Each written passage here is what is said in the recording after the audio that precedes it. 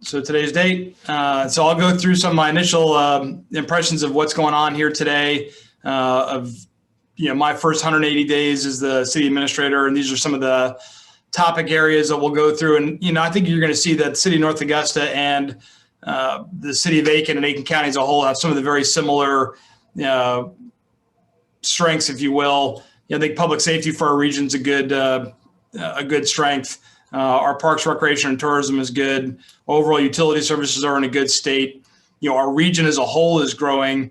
And I know there was a story recently about the growth in the county, and I think somebody had mistakenly said that it was a westward migration within Aiken County, and I don't view it that way. I think what's happening is the region as a whole is growing, and then that also includes the benefits we get from Fort Gordon and its cyber growth and how that looks for us. So we're growing probably a little disproportionate to the eastern portion of Aiken County, but I think the county as a whole is growing. And I'll be curious to see what the results of the census will be when that gets released on or about 1 April.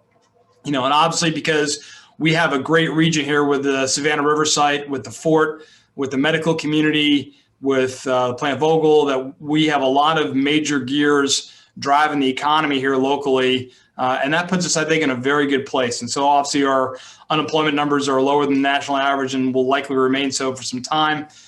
We've got a great series of resources here between the healthcare assets in the region and then our academic resources between USC Aiken and Aiken University, Aiken Tech, Augusta Tech. All of the great academic institutions we have here are great for our folks. We have a very involved electorate and our citizens involved in our civic institutions. And then I think for us here in North Augusta, we've got a fairly small city, I think of roughly 250 employees handling our services. So I'm not going to belabor all these things here on the slide. I'll go through some of those in depth a little more as we go forward on here. And I think what I'll skip to here on the right-hand side is where I think we've got developmental opportunities here in the city. And so if you look at the I-20 corridor, exit 1 and exit 5, both of those have large growth potential. If you look at exit 5, that's probably a little more mature in that we have a fair amount of development going on there between both residential and commercial. And when I say exit 1, what I'm really looking at is a tract of land that is on the southeast corner of the intersection of I-20 and Martintown Road, closest to the high school. That's in serious negotiation right now for development, and we'd like to see that go. Obviously Riverside Village is important for the city, and we want to see future development happen in that tract. That's actually key for that development. We have a number of undeveloped tracts, and we're working with the developer and other finance arms to get that moving. Then we have a tract of land called the Blanchard Tract. And this is certainly interesting to the Aiken County Schools system because that's a tract of land that's east of 520, closer to Graniteville. And that land is a very large tract. And there's been some interest about putting in a large residential development there. Why that's interesting to Aiken County Schools is because they already have plans to put an elementary school and a middle school there on the southern end of that tract. And that would affect not just North Augusta, but I think, parts of Aiken County as well. I think cyber establishment's a key thing for our region. And obviously, the Dreamport and the AMC going into USC Aiken's footprint is important. But likewise, we want to look for other commercial opportunities within cyber here on the western portion of the county. And then we're working through our own internal mechanisms on our development code because we've had a lot of feedback about where that is and what it could be in the future and how we can make it more friendly for doing business. So with that, I'll go ahead and skip to the next slide. So I'm not going to line down everybody I've talked to, but, as I said in the introduction, I don't have a background in municipal government. I've got a background in federal government and working with the military. And so where you look at somebody like Stuart Bedenbaugh down at the city of Aiken, or Clay Killian as the county administrator, or other folks that are in leadership jobs here in the county itself, they have a deep reservoir of experience inside their commodity areas, and they bring a lot to the table. And so I've spent a fair amount of time in my first 6 months just getting out and meeting folks. And so that's meeting all of the government officials that I think are that have a level of influence on how we do business here in the city of North Augusta. And it also has to do with what we call in the military speak, NGOs, non-governmental organizations. And that includes members of the media. That includes our energy partners. That includes lobbying organizations. That includes chambers of commerce. And I'll add the Aiken Chamber of Commerce to my list, and we'll go forward from there. But I'm going to continue to meet with folks just to figure out, how I can best serve the city of North Augusta and how we can leverage a larger network inside the county to give us opportunities to work together and to come up with hopefully enterprise solutions and get where we want to go as a collective. So one of the very first items that we have, if you've read the North Augusta Star, they did a great job of publishing a piece about the different city council members and what they thought were important this year. And I believe every single one of them said the fire station was in their top 3. So this has been a high importance item for us here in the city. And so what you see there on the renderings on the bottom left is what Fire Station 3 looks like out by 520. And so we're basically doing a cut and paste, if you will, of that fire station with some slight modifications to put that on Martintown Road near Georgia Avenue.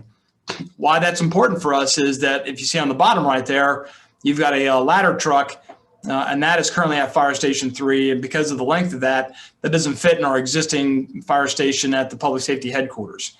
We want to make sure that fire truck is more centrally located to town so that we can service Riverside Village, the hotel, and then also our industrial park. I'm not exactly excited about where the fire truck is currently. And so I think this puts us in a better coverage ring as we go forward. And so that's one of the things that we're working on right now. And so if we go to the next slide, you'll see the kind of a blow up of the area of where we're putting the fire station. And since I don't have a laser pointer, I normally do this in front of a crowd, but this will be on Martintown Road.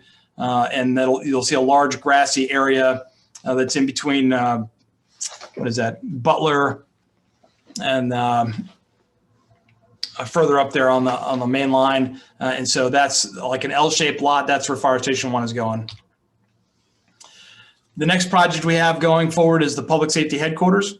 It's also an important project for the city. And so what you have right now is the public safety headquarters really is essentially split between 2 separate facilities on East Buena Vista. So you've got the public safety headquarters along with the Fire Station 1 element is in one building. And then the building to the right of that is the CID, which is our detectives and investigators, along with our municipal courts. So they're in 2 separate buildings. And what you're going to see is a vacant lot there in the middle of the screen, a big open space there. And that's where ultimately the public safety headquarters is going to go. And that's going to merge those 2 facilities. I've had some discussions with Clay Kelly and the county administrator about, as we unencumber these facilities, what could go there. And ultimately what I'd like to see is an EMS dispatch service out of the public safety headquarters starting in the summer of 22. But that's something we're still working towards. This is a rendering of the public safety headquarters. And so again, what you're going to see there is the police station, the public safety headquarters and the court systems will be in the same building, although they'll have separation between the 2 entities. They'll have separate entrances. And so that'll be a pretty good setup for us. Obviously we looked at a lot of different designs. I do like the City of Aiken's public safety model. I thought that was a really ingenious way of building a headquarters inside of a converted building. That's not an option we had to us down here in the city of North Augusta. So this will be a from scratch build, if you will, and we'll go forward on that. So the new Savannah Lock and Dam is another area where I spend a lot of time, and I spend that as part of a regional approach. What I would tell you is the Aiken County folks, the state of South Carolina, the city of North Augusta, the city of Augusta, our congressional leaders on both sides of the river, both Congressman Allen's office and Congressman Wilson's office, along with our senatorial delegation. So Senator Graham in particular has been very involved in this specific project. And so what you're looking at right now is a southern view looking north of the New Savannah Lock and Dam. On the left-hand side of that rendering or of the picture you see is the lock itself, which isn't particularly functional. It has not passed boat traffic in a number of years. And on the right-hand side is the lock itself, or correction, the dam portion, with its floodgates.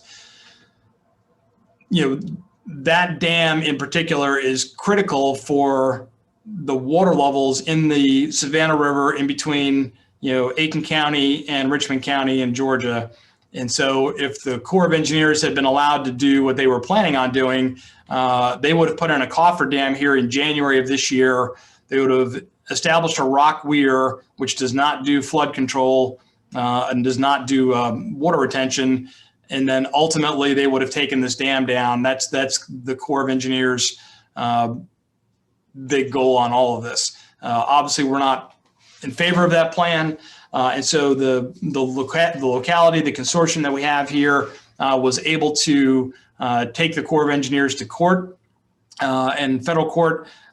We had a really good ruling in favor of really the region that prevented the Corps of Engineers from tearing down this dam. So we still have a lot of work to do on this. That court ruling was appealed by the Department of Justice and the Corps of Engineers. That'll probably take somewhere between 12 to 18 months for that to be determined of what the outcome of that's going to be. But ultimately, the region as a whole desires to maintain the river level, the pool level that we have here that we enjoy currently. And so there's still work to be done on this. And hopefully that's one of the things that I bring to the table. Not that I can sway the Corps of Engineers on my debate skills, but at least I have an understanding of how they operate. And I have good relationships with the Corps of Engineer leadership at the Savannah Area District, and based on my experience at the fort. And so at least we're able to have some open and frank dialogue about, how we could potentially get to an end state that will be acceptable to all parties involved. So on this next slide here, you see a rendering, and this on the right-hand side, on the South Carolina side, really is what they call a fish passage through rock weir. And one of the major drivers of the Savannah Lock and Dam has to be, there is a NOAA fisheries biological opinion that says that we're supposed to be able to pass fish up the Savannah River, in this particular case, sturgeon, to get up to their historical spawning grounds. And they cannot evidently pass the current lock and dam in its current design.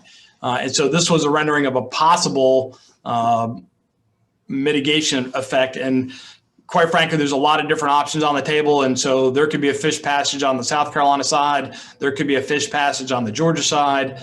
There could be a lot of different options out there. But currently those are not moving in any kind of direction while the court case is ongoing. So bottom line is I'll continue to remain engaged on this issue along with the other leaders. Clay Killian has been involved with this, as has Chairman Gary Bunker from Aiken County. Our mayor, Mayor Pettit's been involved in this, along with other elected officials here on the South Carolina side. One of the other options or things that we're looking at now is the 13th Street Bridge. So this is a Georgia DOT funded project. And so if you've been on the western side of the county, you can see they're doing a lot of work right now on I-20 to increase that bridge capacity over the Savannah River, and that will carry us all the way up to Exit 1 here in South Carolina. Once that project is done, then Georgia DOT will shift down to the 13th Street Bridge. So we're looking at somewhere in 2024, I believe. And so that bridge, the structure itself will be paid for by Georgia DOT. But if we want to do anything else to make it more of a gateway feature into South Carolina, that has to require additional funding. And so this is one of the features that we're looking at, which is a lighting feature. And so that's above bridge lighting and then below bridge lighting. That's a feature that our city council had wanted to pursue. We pitched this in the Arts Council, which has to do with the regional transportation study. And so we were able to secure some funding for this. And Georgia will match us as we go forward to be able to make this more of a gateway here into the state. There are some other projects that we're looking at as well, but those are unresourced at those times or at this time. So I'm not going to put those up there for now, just because it's still kind of a pipe dream, if you will. All right. So as we look at current development, what you're looking at now is the major road that's going there across your screen from west to east. That's I-20. And then on the left-hand side of your screen, that interchange there is exit 1. So what you see there really is an enormous amount of fairly new subdivisions north of I-20 that straddles both Aiken County and then touches Edgefield County there on Gregory Lakes Road. And so we're going to continue to see development in the Aiken County corridor here on I-20. We have future development plans that have been presented to the city that have been approved for further expansion of those developments. And so even though we're going to get our census data here 1 April, which will be a good snapshot in time, we're seeing more growth here on the I-20 corridor as this goes forward, which is really good for us. Here's another picture there. What you see there also is north of I-20. There's a big barren patch of ground that you see there. That's just north of the major road there. And that's also a major development that's going in. That's closer towards exit 5. And that's going to be a major subdivision that goes in there.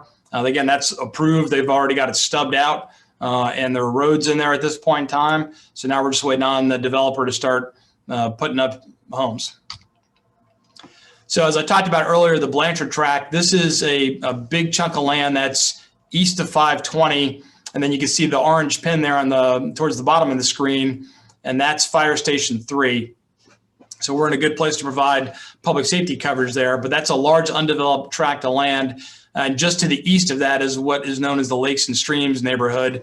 And what we would envision based on our discussions with King Lawrence at the county schools is there on the southern end of that tract is where we envision 2 schools going in, both an elementary and a middle school.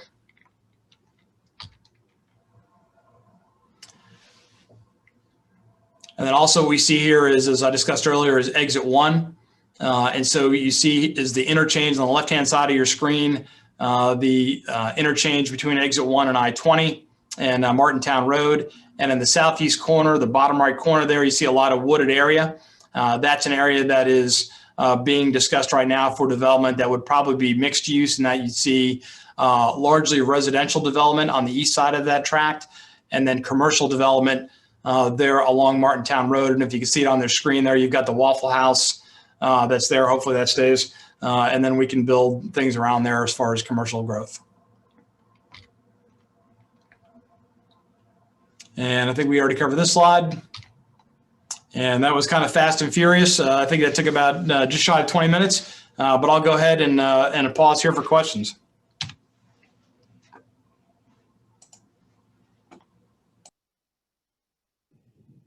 All right, so back to the fire station. Does that have any impact on your ISO rating? Currently, I don't think the answer is yes. I think the ISO rating should remain largely unchanged, mostly because we have a public safety dispatch center, with our fire trucks not that far away. What we'll have to do is relook the ISO ratings for a couple of the commercial facilities that we have, but certainly for all our residential, they're all in the same coverage radius. It doesn't change the pumper dispatch time. And so I think we're sitting in about the same position, other than the fact that the ladder truck will be, a faster dispatch, for our industrial park and also for the hotel. Next one, can anyone go into the North Augusta building and planning department and get information on the new subdivisions and developers? I think the answer is yes. I believe that if we have an approved plan or a plat that's going forward, that can be drawn. Obviously for economic reasons, and I believe Stuart and Clay would say the same things, which is when things are in an early stage and we're talking to a developer about something, a lot of times they don't want their names out there because they're still just trying to figure out whether they're going to make the investment or not. But for the more mature developments, things that have actually process, things that have gone to planning commission, things that have been submitted to the planning and development. Those are all public record, and I believe those are all available for anybody to see. Next one, has there been any decision made on the potential Greenway extension? So on the Greenway extension, I think it depends on what do you mean by that. So we've made recent steps to extend the Greenway just a little further north. So I've had the ability now to bicycle the entire Greenway. So if you go to the northern terminus, which is just north of I-20, it ends into a neighborhood and basically into a cul-de-sac. We recently, with North Augusta Forward, with the Planning Commission and the City Council's concurrence, made a slight extension of the Greenway, or at least we have the opportunity to extend the Greenway a little further north into one of the cross streets. But that's not much of an extension. That's really talking about probably maybe a quarter to a half a mile, and that's about it. So that's kind of the northern piece that we're looking towards now. What I think would be more interesting is long-term is how do we tie potentially the Greenway into the Palmetto Parkway along 520. That's an interesting run there. You get a much longer bicycle ride or run or whatever if you could tie those two together more effectively. There's a way to get between the two right now, but that's not exactly in a great configuration from a public safety perspective as far as sidewalks and crossings and all those kinds of things. So I would like to see that mature over the long term. But again, that's going to require some funding, and we'll have to see where that falls out in the council's priorities over time.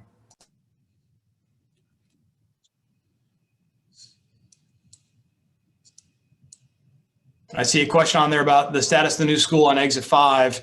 And I'm not sure if if we're talking about a school there that Aiken County is looking to do that's a little south of the Blanchard tract that we were discussing, in my discussion with King Lawrence, that's still a go as far as he's concerned. It really just comes down to, it's a race right now from us to get something moving to make sure we've got development to match, the school capacity as that goes forward. But as far as that, I'm not aware of any other schools that are going to happen there in and around exit 5. So Jim, I've got a few things to ask you if you don't mind. Hit me with it. You talked about subdivisions that have been approved. How many approved rooftops are there currently that have not been built out? Well, I can give you a rough number, David. I would tell you that, the Planning Commission just approved 178, I think, unit over there towards exit 5. That's actually on the south side of exit 5.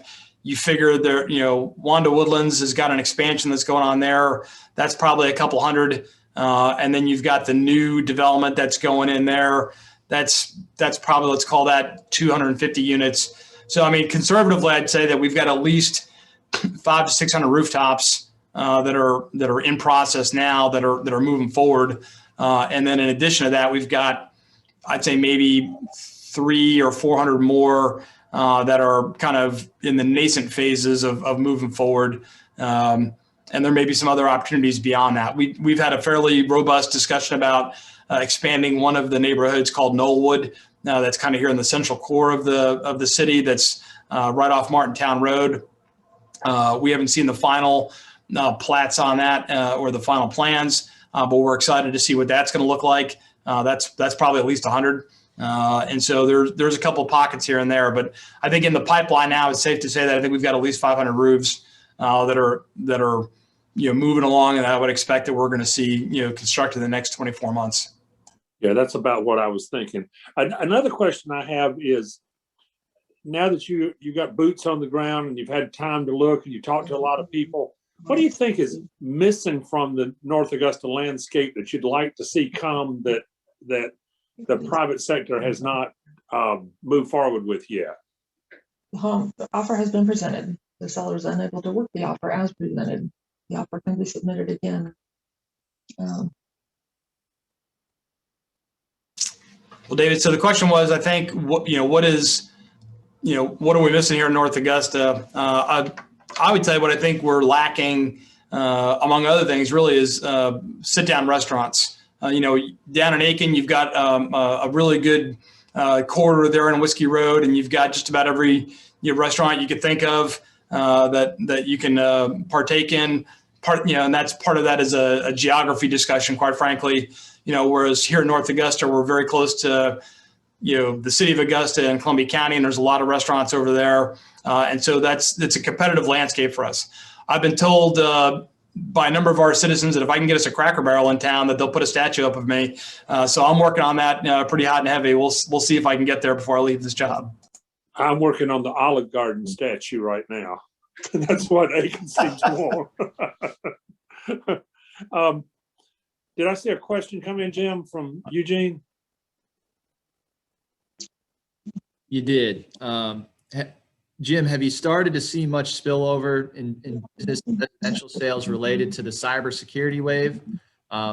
If not, when do you expect that wave to begin to crest?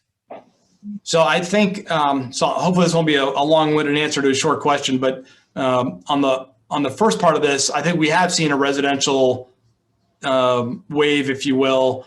I can't speak to the city of Aiken or kind of the inner core of Aiken County, but certainly here in the city of North Augusta, real estate's not staying on the market all that long. Stuff goes up and it comes right down. And so that's why a lot of our developers are interested in getting residential developments going because they're selling it as fast as they build it. And I think that's all tied to the wave that we're seeing here within the cyber growth. As far as the commercial side of the house, we have not seen that yet, but I'm working on it.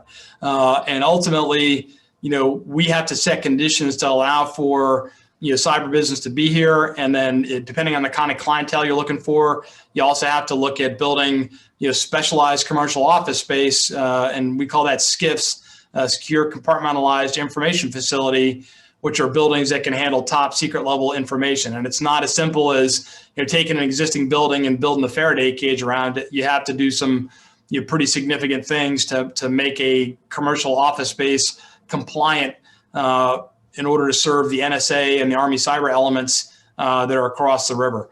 So those are things that are very nascent, but I would like to see moving forward here. And obviously, City of Aiken County is trying to get involved in that between the AMC and the Dreamport, and we'll see where we fit into that landscape as we go forward. The other interesting thing is the Fort has been working with a number of the congressional delegations, and they're going to be opening a new main gate. It's really more on the west side of Post this coming summer.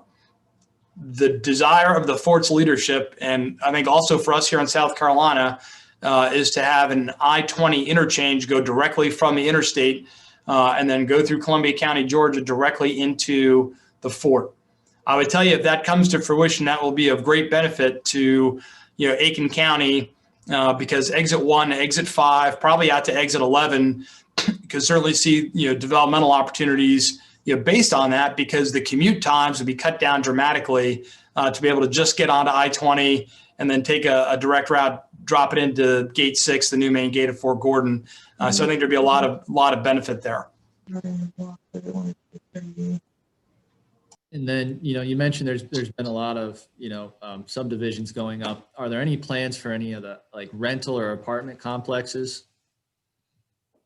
There are no current plans. I would tell you that what the city would like to see, as we look at Riverside Village in particular, the apartments that we have down here in Riverside Village are 100% occupied. So you've got the clubhouse, which is actually part of the stadium itself.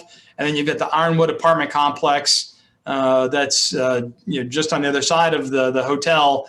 And those are maxed out. And so, when we look at our future plans in Riverside Village, the original plan was for a senior center to be there in one of those plots. And that may still happen. We're waiting to see what the developer comes up with. But I know there's some competitive, economic forces that are now driving a potential for apartments instead.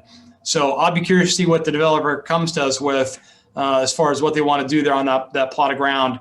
But I think that, a rental complex, closer towards the river, which gives us the ability to have, medical students from AU, cyber workers that will work at the Fort or work at the Georgia Cyber Center, or hopefully, a South Carolina variant of the Cyber Center would be good for the region as a whole. So that's what I'm seeing as far as rentals go here in North Augusta.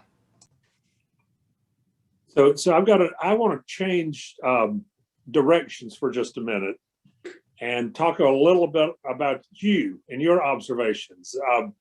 Curious, what are you seeing as the differences and the similarities between being the garrison commander and being the city administrator? Well, I would tell you, I'm grateful to the Army. I enjoyed my Army career greatly. Got to go to a lot of neat places around the world. But the last job that I had as the garrison commander is probably a dream job when it comes to figuring out what you're going to do with life after the Army. And a lot of the garrison command job, has carryover into being a city or a county administrator.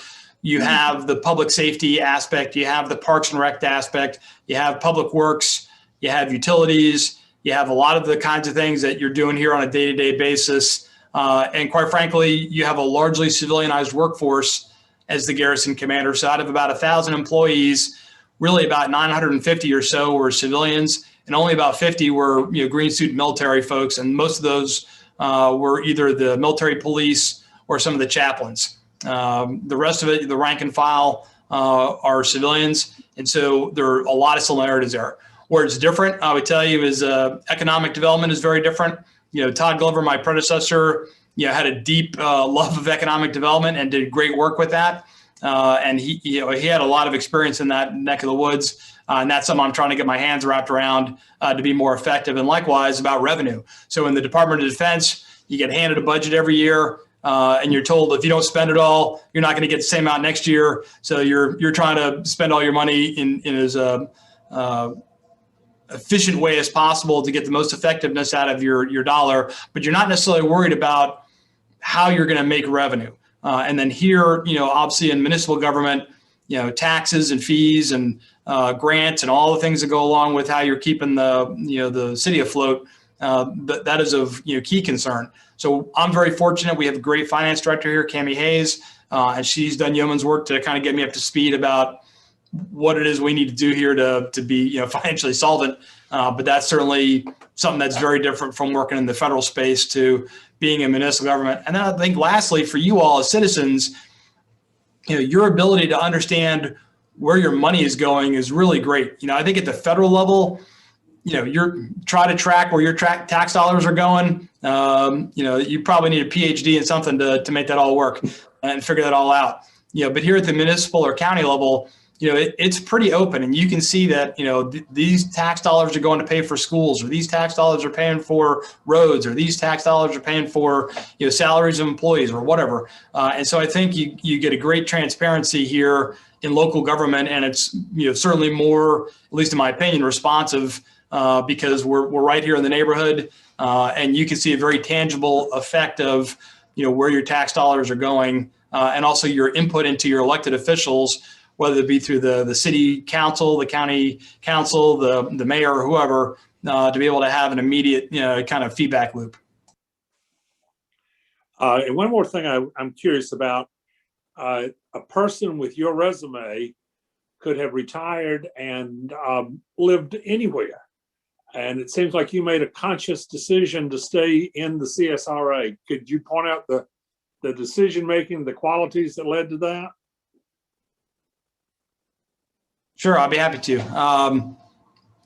My family have lived all over the country. We've lived in Hawaii and Kansas and Virginia and North Carolina, and then here in the CSRA.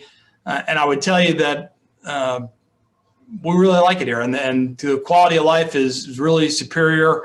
I enjoy the fact that the people that I meet are overall very friendly.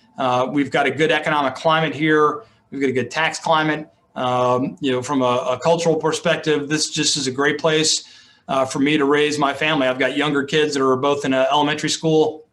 So ultimately, if I have to pick a place to develop my kids and to make them good people of character, I really couldn't think of a better place in the country than to be right here.